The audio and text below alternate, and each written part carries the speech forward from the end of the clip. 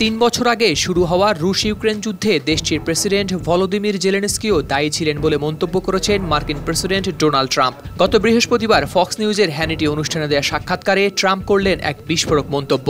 তিনি দাবি করেন জেলেনস্কি অনেক বড়, অনেক বেশি শক্তিশালী একটি দেশের বিরুদ্ধে লড়াই করছিল, যেটা তার করা উচিত হয়নি। First of all, he's fighting a much bigger entity. Okay? Much bigger. ট্রাম্পের মতে ইউক্রেন রাশিয়ার মধ্যে চুক্তি করানো কোনো কঠিন বিষয় ছিল না। তার ভাষায়, আমি খুব সহজেই এই চুক্তি করাতে পারতাম, কিন্তু জেলেনস্কি সিদ্ধান্ত নিলেন যুদ্ধ করার। ট্রাম্পের মতে একটি শান্তিপূর্ণ সমাধান সম্ভব ছিল যদি জেলেনস্কি যুদ্ধের পথে না হাঁটতেন। 2014 সালে ইউক্রেনের ক্রিমিয়া উপদ্বীপ দখলের পর 2022 সালে রাশিয়া ইউক্রেনের মূল ভূখণ্ডে আক্রমণ চালায়। গত ডিসেম্বরে জেলেনস্কি জানান এখন পর্যন্ত নিহত হয়েছেন 43,000 ইউক্রেনীয় সেনা। অন্যদিকে রাশিয়াও এই যুদ্ধে হারিয়েছে হাজারো সেনা।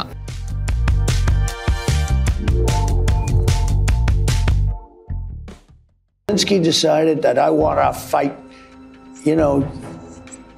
they have 30,000 army tanks. Russia has 30,000 army tanks. Zelensky had none practically. ট্রাম্পের বক্তব্যে বারবার উঠে এসেছে রাশিয়ার বিশাল সামরিক শক্তির প্রসঙ্গ।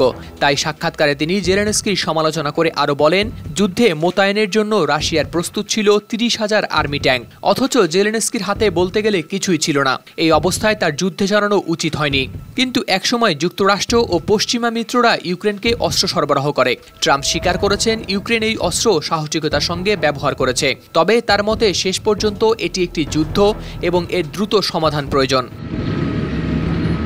সাক্ষাৎকারে নিজের নির্বাচনী প্রতিশ্রুতির কথাও তুলে ধরেছেন ট্রাম্প। তিনি দাবি করেছিলেন যদি তাকে নির্বাচিত করা হয় তাহলে মাত্র 24 ঘন্টার মধ্যেই এই যুদ্ধ থামানো সম্ভব। সম্প্রতি তাই যুদ্ধ থামাতে রুশ প্রেসিডেন্ট ভ্লাদিমির পুতিনকেও হুঁশিয়ারি দিয়েছেন ট্রাম্প। বুধবার পুতিনকে উদ্দেশ্য করে বলেছেন, যুদ্ধ শেষ না হলে রাশিয়ার উপর আরও নিষেধাজ্ঞা আরোপ করা হবে। পাশাপাশি জেলেনস্কি ইতোমধ্যেই যুদ্ধ শেষ করতে প্রস্তুত বলেও মন্তব্য করেছেন ট্রাম্প।